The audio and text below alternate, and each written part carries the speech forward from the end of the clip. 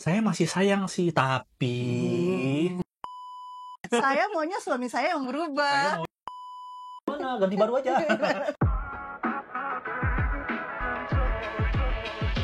Welcome to the Marriage Park. Where we supporting married couple to grow together. Selamat datang di podcastnya Marriage Park. Di sini adalah tempat di mana kita belajar menciptakan pernikahan yang bahagia sama seperti taman yang indah. Nah, hari ini kita akan ngobrol-ngobrol lagi. Ngobrol apa kita? Nah, seru nih kok kemarin saya tuh baca tweets. Ada orang, dia punya konflik sama pasangannya. Tapi cari jawabannya dari posting di sosial media. Biasa, tolong dong, gue lagi konflik sama suami, gimana ya cara nyelesainnya? Nah, dia, Kemarin ada yang ngomong, ganti aja yang baru. Iya, itu bisa tuh. Langsung nembak, ganti yang baru gitu ya. Jadi kasusnya itu bisa mereka ceritain detail nih. Suami saya tuh gini semuanya gitu. Dan ketika saya baca komennya orang, itu selalu bilang, ya itu mah udah saatnya untuk diceraikan. Wah, ini mah nggak bener suaminya. Dan Padahal kenal juga enggak. Dan seringkali kan orang jadi gampang sekali tuh terpicu dalam mengambil keputusan, akhirnya bersandar pada apa yang ada di komennya orang. Bukan lagi tentang dirinya, tetapi tentang orang di sekitarnya, pikiran-pikiran orang di sekitarnya. Keputusan dia diambil dari orang di luar. Ini berarti tipe-tipe orang yang suka ngedengerin kata orang terus ngikutin. Iya. Ya, sebenarnya mungkin banyak yang tahu ya. Kayak misalnya kita bilang, nyembung ke got, pada nggak mau. Gitu. Tapi giliran pernikahan nih, gua harus gimana? Iya. Nanyanya di situ curhat ya.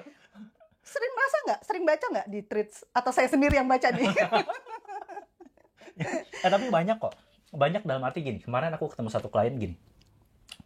Dia datang ke psikolog. Dan psikolognya menyarankan, aduh ibu kenapa nggak dari dulu aja sih pisahnya? Psikolog loh yang ngomong. Iya. Dan sebenarnya saya sendiri kok ya, sebagai marriage coach, saya tuh ngerasa agak sedikit terganggu. Karena seringkali yang dipost di sosial media adalah orang bagaimana proses dia memutuskan untuk bercerai. Tetapi jarang sekali orang memposting bagaimana proses dia bisa mempertahankan pernikahan. Proses mempertahankan pernikahan? Iya, karena orang tuh kayak, saya nggak tahu apa yang terjadi sebenarnya, tetapi ketika mereka tuh sangat semangat sekali untuk berbicara, oh saya sudah cerai, dan itu seperti berita gembira bagi dia. Dan tetapi saya jarang sekali melihat orang yang berhasil melewati konflik-konflik pernikahan dan dia bisa bahagia dengan pernikahannya. Nah, itu ada risetnya. Risetnya gini, kebahagiaan atau level kebahagiaan kita, baik di dalam pernikahan ataupun di luar, itu akan sama. Dalam arti gini, kalau misalnya kita menganggap bahwa saya akan bahagia kalau saya berpisah, atau saya akan bahagia kalau misalnya saya itu udah jadi sendiri, pada kenyataannya nanti level kebahagiaan itu akan kembali pada masa sebelum dia menikah. Iya. Maka salah satu yang mungkin perlu disadari adalah ketika mencari jawaban di luar, orang lain belum tentu tahu keadaan kita. Iya, saya setuju. Dan kita terjebak sama bias-bias yang ada di dalam pikiran kita ketika orang lebih banyak ngomongin tentang itu bercerai lebih baik. Akhirnya orang pada ngikutin. Padahal itu belum tentu benar dan belum tentu sesuai dengan diri kita sendiri. Dan challenge-nya sebenarnya lebih besar. Mempertahankan itu lebih challenging daripada kita berpisah. Iya, saya setuju. Maka ya kadang-kadang kita terkadang terjebak untuk lebih mencari jalan yang mudah. Padahal jalan yang mudah akan mengantarkan kita kepada sesuatu situasi yang lebih sulit. Tetapi jalan yang sulit justru mungkin di sana sumber kebahagiaan kita. Yang kita tidak sadari. Sulit itu mungkin saat ini. Tetapi kita nggak tahu ada hal indah apa di belakangnya. Nah, as a marriage coach, dirimu bilang tadi menemukan hal seperti itu. Apa sih yang bisa dilakukan buat mereka yang mungkin pada saat ini sedang berpikir, apakah pernikahan ini layak untuk dipertahankan? Apakah aku harus berpisah? Apakah ini sesuatu yang sulit? Dan mungkin mereka nggak punya jawabannya. Iya. Yang bisa menjawab diri mereka sendiri. Kita sebagai fasilitator, marriage coach, kita akan bertanya apa yang mereka inginkan. Dan jawaban itu baru kita bisa dapatkan ketika kita bisa melihat masalah ini diletakkan di sini. Tetapi bukan kita minta jawaban dari orang. Hanya orang-orang yang meminta jawaban dari luar, bukan dari dirinya sendiri. Karena hidup ini tentang diri kita, bukan tentang mereka. Kita yang menjalani pernikahan ini. Kita jauh lebih tahu alasan kita kenapa menikah. Bukan mereka, mungkin taunya pas sudah ada konflik yang mereka lihat. Tetapi bagaimana perjalanan kita dalam pernikahan, itu kita yang lebih tahu. Nah, ini penting, mengenali diri sendiri. Dalam arti begini, bahagia atau enggak itu kan bukan dari orang luar. Hmm. Bahkan pernikahan se-challenging-challengingnya pun itu adalah sebuah bentuk kehidupan yang memang sedang dialami saat ini. Dan tergantung dari pikiran. Maka ketika saya merasa ini adalah pernikahan yang challenging, perlu tanya sama diri sendiri, sebenarnya saya maunya apa? Ya. Berpisah itu kadang-kadang jalan yang paling cepat. Jalan cepat dan mudah yang Gampang. kita pikir gampang, tapi ternyata tidak. Karena seringkali kita kejebak ketemu klien yang setelah dia bercerai dia baru menyadari, oh ternyata saya salah ambil jalan.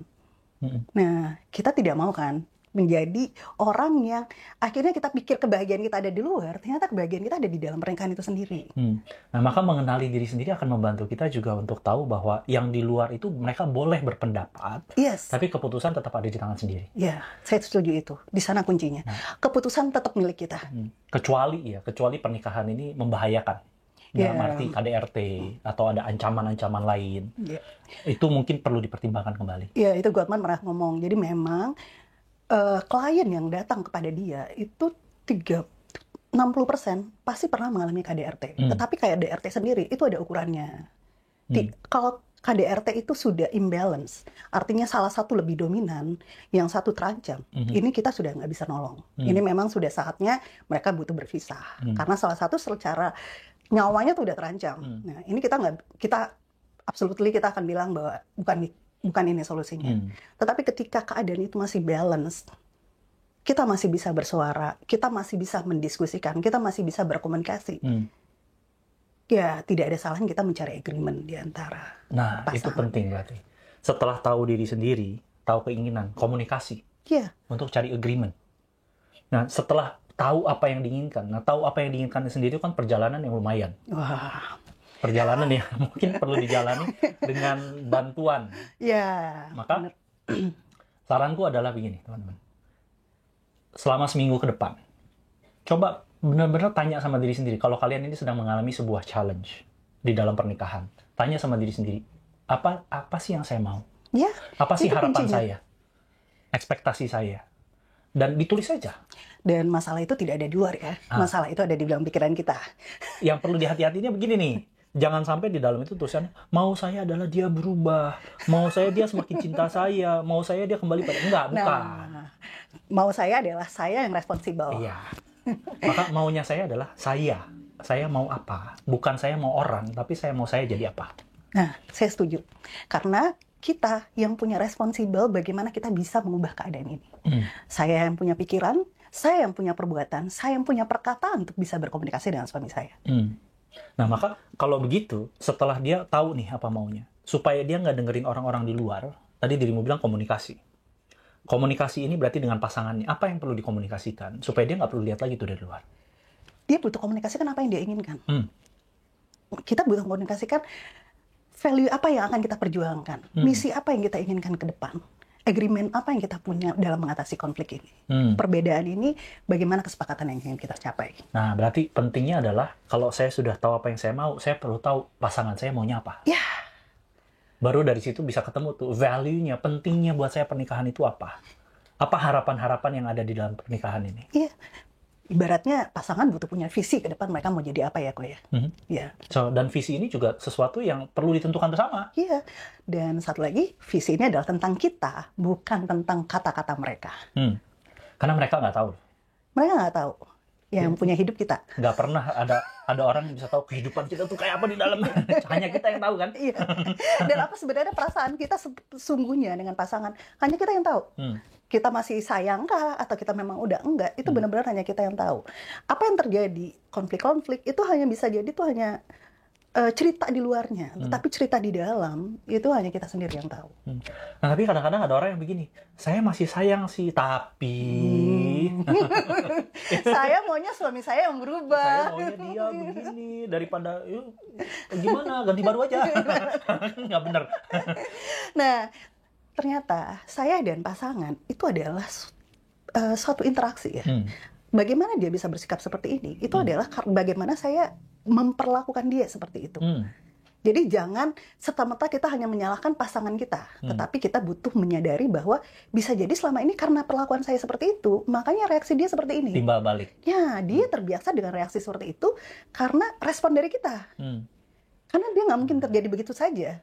Ini penting lagi nih, bahwa setiap apa yang pasangan kita lakukan itu pasti timbal balik respon dari apa yang kita lakukan. Stimulus dan respon ya kok. Stimulus respon. Nah, maka ketika saya ingin mengubah pasangan, yang perlu diubah pertama itu saya dulu. Iya, bagaimana saya merespon dia? Bagaimana saya merespon. Dan dengan saya respon berbeda, harapannya adalah pasangan ikut berubah. Iya. Nah, bisa jadi ini yang perlu dikomunikasikan.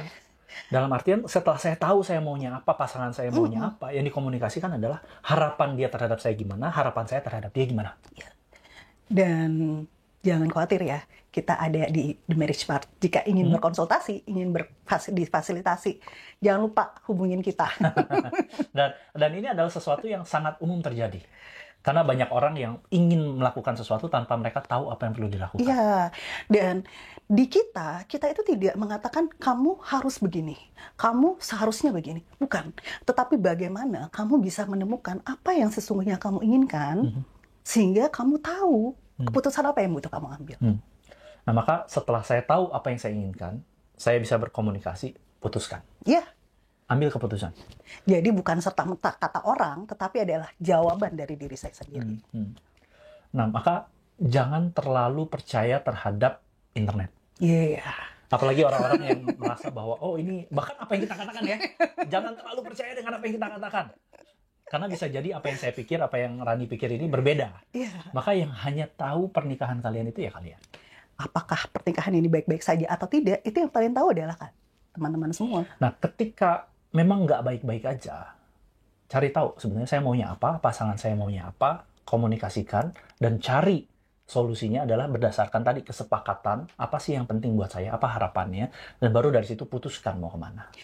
Yang baik-baik saja itu apa, yang tidak baik-baik apa, itu butuh kita yang mendefinisikan, bukan orang lain. Nah, maka dari situ putuskan. Karena keputusan pasti adanya di dalam diri sendiri kok. Bukan di luar. Jawaban terbaik ada dari diri kita sendiri. Oke, so semoga ini membantu. Sampai jumpa di video berikutnya. Bye!